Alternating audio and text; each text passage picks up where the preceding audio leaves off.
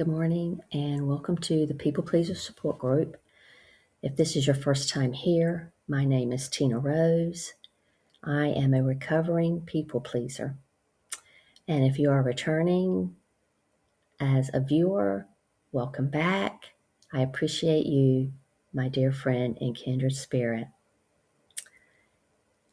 The People Pleaser Support Group is a place, a space that we hold for each other, wanting to heal from our people-pleasing patterns and beliefs. We aren't trying to fix your emotions or do things for you. We are just holding the space in a way that honors your lived experience and encourages your recovery. Your lived experience as someone who stayed agreeable to feel safe. All the things that we do to feel safe. We stay small.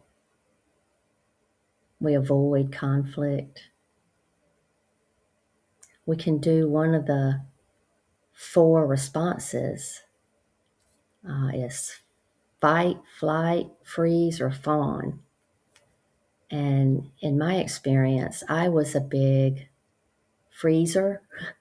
In my younger years, as a child, adolescent, and teenager, most of the time my response was freeze. I couldn't speak. I'd be in a situation, if sometimes somebody would speak to me and I would just freeze. I wouldn't be able to speak. And I called it selective mutism, but I don't know if that's exactly right, but I couldn't speak. Not all the time. I'm just saying in situations with someone new, that I was just meeting, or someone said something, even if they were, affectionately joking, I wouldn't be sure and I wouldn't know how to respond. So I would freeze and not be able to speak. And when we don't express ourselves, our truth, our needs, our wants, that energy gets pressed down in the body. And it stays there. That is our power being pushed down to our root. And it doesn't get expressed. And something that that came across my path this morning in my devotional studies was that energy that's pushed down and not expressed. How is it in relation to Kundalini energy? And from what I was reading and sensing and feeling during my meditation as well, was that's what that Kundalini energy is. It was unexpressed energy. That is our power when we take up for ourselves, speak up for ourselves. That's what that Kundalini energy is, lying dormant at the base of our spine. That's my take on it in this moment, because I am forever learning, and I want to learn. If I understand something from one perspective today, and there's more to learn about it, I want to learn more about it. Even if that new, more accurate information says, well, I wasn't looking at it quite right before. But this is where I am today on that Kundalini energy. That is our unexpressed powers. And we push it down and push it down and push it down. And we have to, be able to release that by feeling it, feeling those unexpressed emotions and allowing them to move up and through us.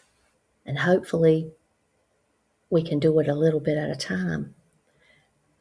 There are times when I wish I could have just gotten it all out all at once and done, but that would have been so chaotic and overwhelming, and things were already overwhelming enough. So I thought that was an interesting understanding, a new perception of how to look at Kundalini energy. And then there's our auric field, and I'm not an expert on any of this, but this is just my understanding of where I am in today. But the Merkaba, our auric field, we can either, some people do unlock that Kundalini energy, and they have what they call a Kundalini awakening. And then some of us start by realizing our Merkaba first. And I don't know all the details around making that happen, but I feel like that's what I did, slowly but surely. And I've had times when I felt energy moving up my spine. I felt energy at the base of my spine. But it wasn't one of those that other people call a Kundalini awakening. But your Merkaba is your container that helps you hold and process all of that other energy. And today I want to do an energy healing, just in general, around just all the four responses, people-pleasing patterns that we turn to help keep us stay safe or feel safe. The fight, flight, freeze, or fawn. And like I was saying before, I grew up in my adolescent and teenage years more in the freeze response. And then as I got older into adulthood, I was still not expressing my truth and keeping myself small and all that. And my response slowly evolved from freeze more into fawn. And that's where I would stay agreeable. And I would monitor the room and monitor everyone else's energy so that I can regulate their energy, so that I could make choices to say and do things that would keep them happy, and that would keep their emotions regulated for them. And I didn't need to do that. That wasn't healthy. But that's what I did. That's the only thing I knew at that time. I tried to think of times when I would have had the fight or flight response. You know what? And something just came to my mind. I had plenty of situations where, like if I was at school, I remember in middle school, I got in fights with at least 3 boys. And it was because they were, you know, doing something mean to me or trying to control me. And that's when I would fight. They wouldn't seem as big as the big people in my life. And I think that's where some of it came out, and I would fight. So I got in fights with 3 boys and one girl in middle school. So there's something around that. I'm going to start kind of listening into that and meditating on that and see what comes up. Now that I think about that, I would fight. Yeah. And I did not fight those 3 boys all at the same time. These were individual times. that it would happen. And I'm remembering now that there was actually 4 boys, my brother, my older brother. So what I got was that when I paused and I just felt into it, those were moments when I was standing in my power.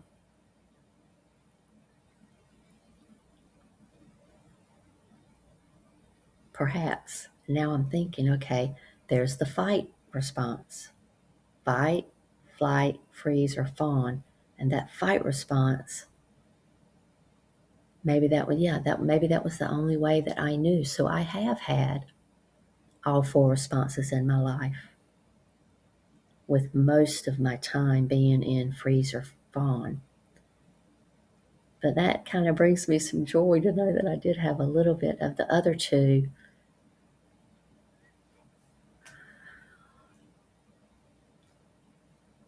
because Jesus says that the vibration of anger is a higher vibration than that of being nice. And that's something for us to think about. The vibration of anger is higher than the vibration of being nice. And nice is different from being kind.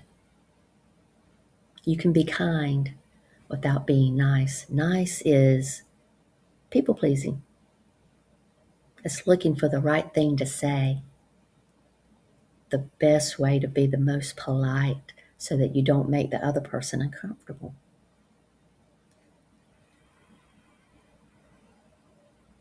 Nice is not the same as being kind. True kindness is authentic and caring without having to carry the weight or the responsibility of the other person's emotions.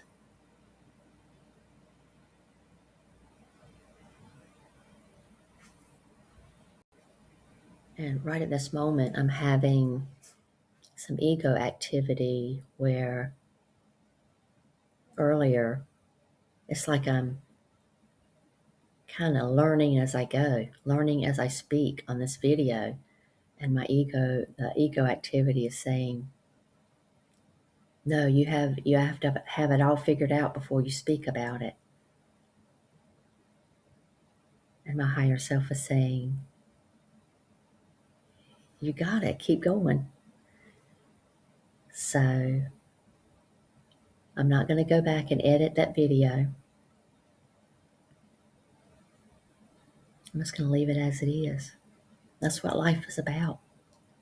Life is one ginormous learning curve in the curriculum called my life. The movie called my life.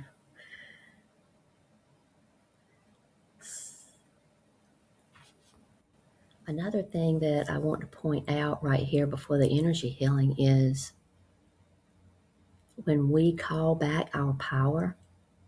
You've heard people, maybe during meditations or whatnot, they suggest you make the statement, I call back my power from all spaces, times, and situations. When you call back your power,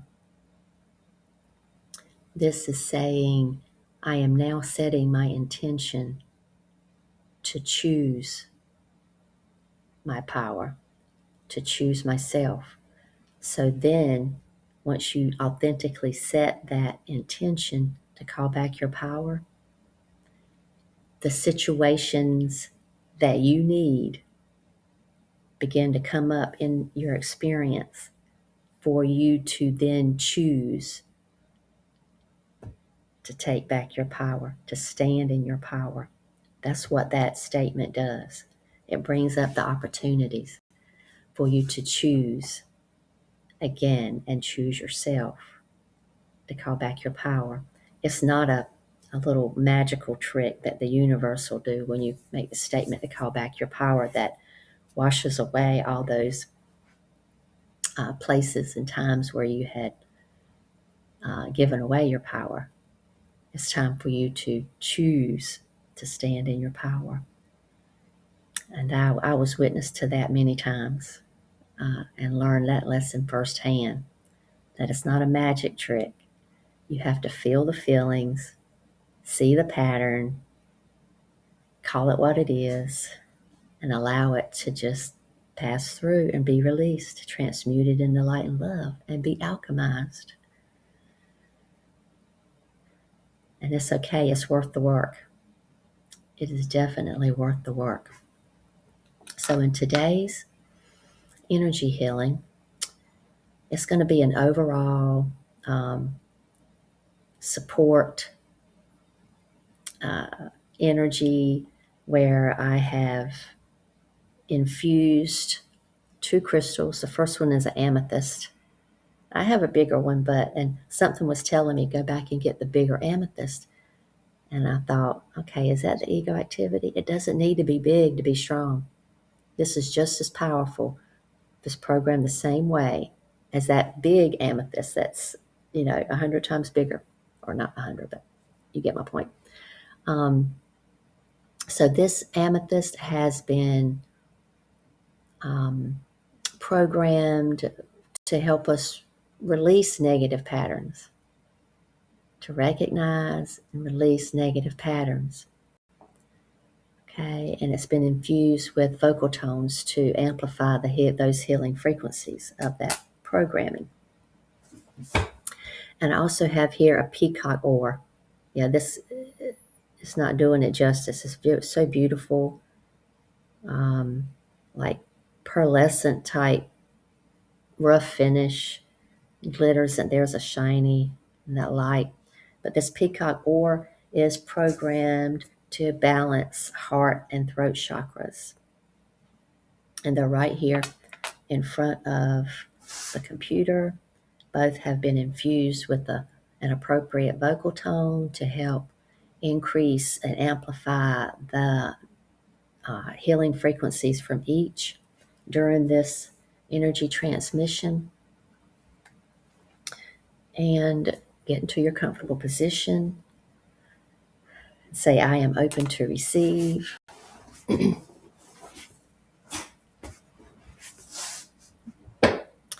And the energy healing begins now.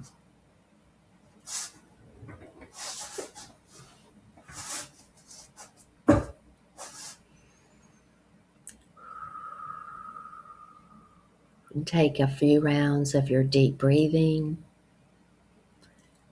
Long and slow inhale through the nose. Pausing at the top. Exhale long and slow through the nose or the mouth, your preference.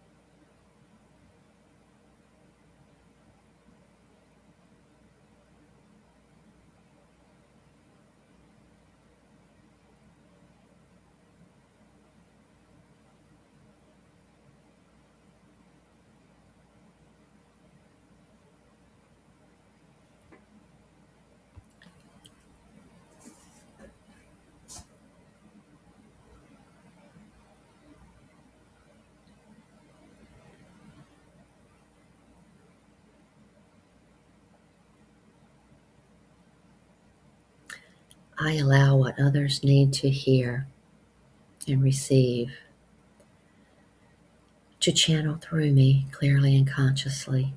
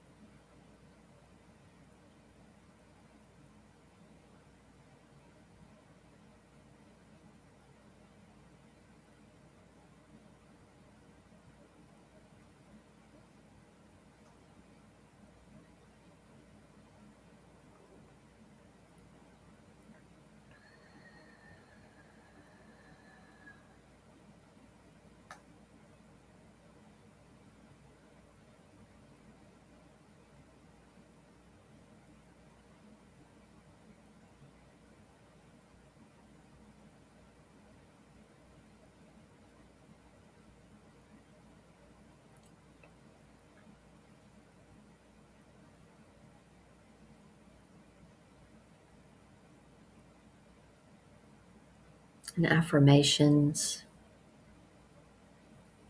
for you, I invite you to repeat after me if you want to.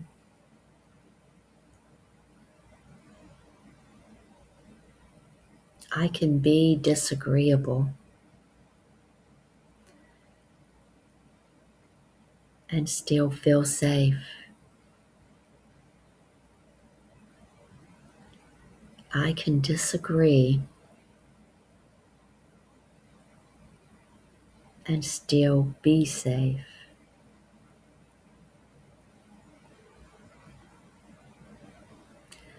I choose not to abandon myself.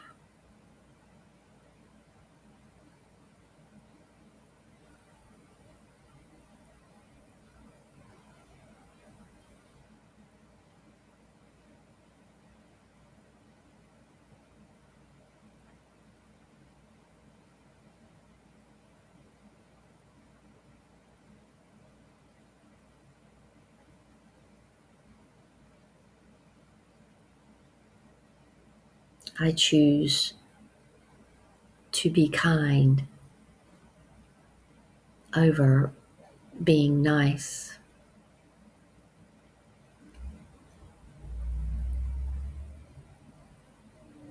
I can support someone without offering solutions.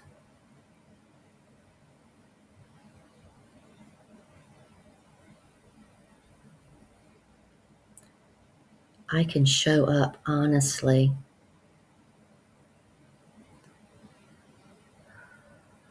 without needing to fix someone else's problems.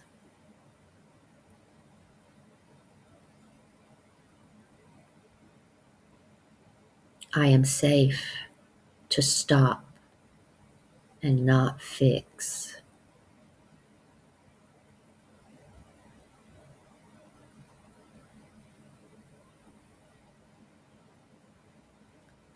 Other people's feelings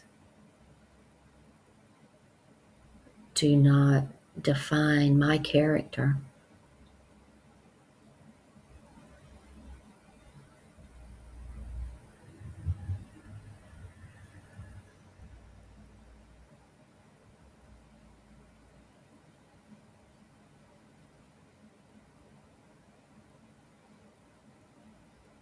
If someone dislikes me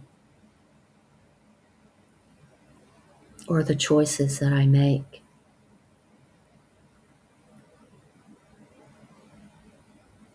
it is not a measure of my self-worth.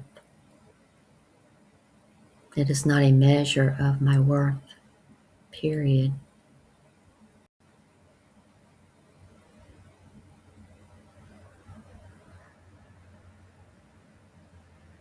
Just being able to listen to someone is enough, is supporting. I don't have to rescue or fix anyone.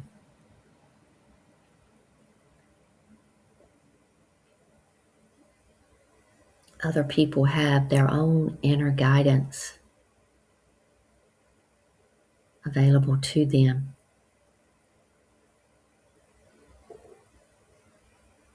to help give them what they need. It is not my place to make them feel better.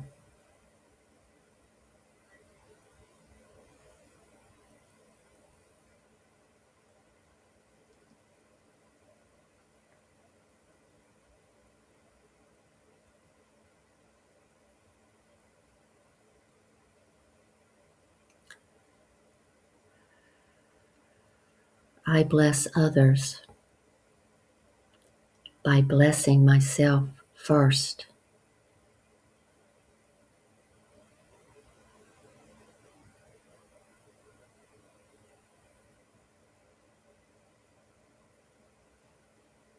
I am safe to bless myself first. I am safe to say all the no's I want to say.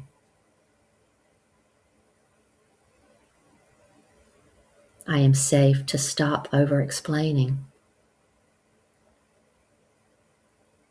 I am safe to stop preemptively apologizing.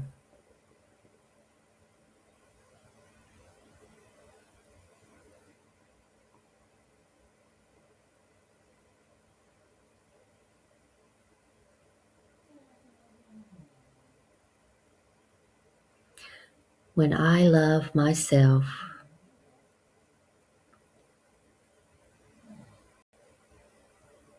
that love automatically flows out and blesses all of life, especially my own.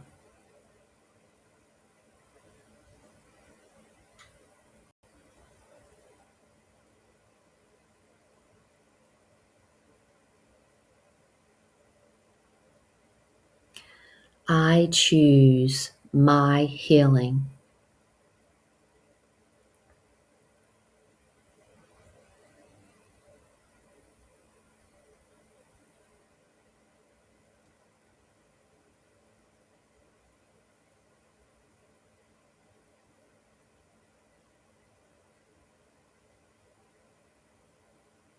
I choose to stop worrying about being in trouble.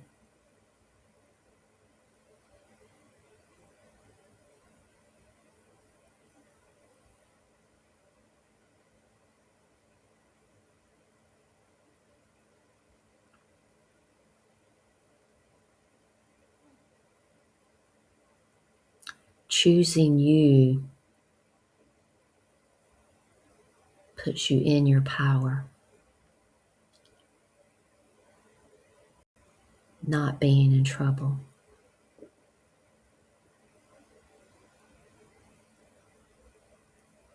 Your power is the light of your life.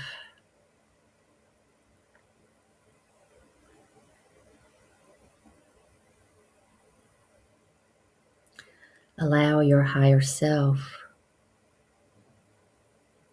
to drop the experiences that you need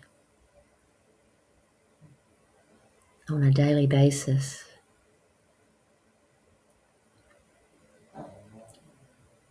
to help you heal. Trust that this is happening already. You just have to recognize it, trust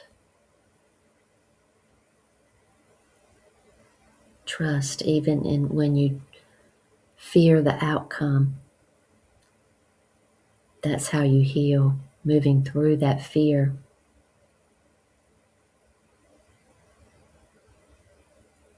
Your higher self knows exactly what you need.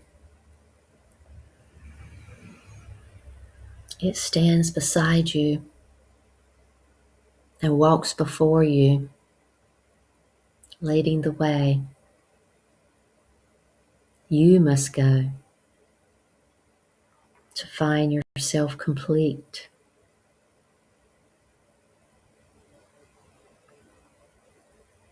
And in its quietness, there is certainty.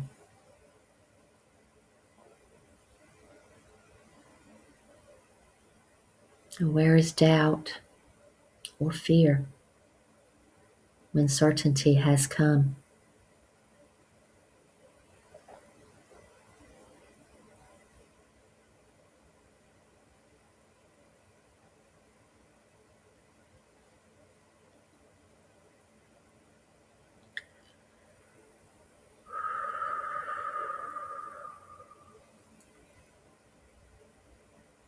Blessed be. We love you.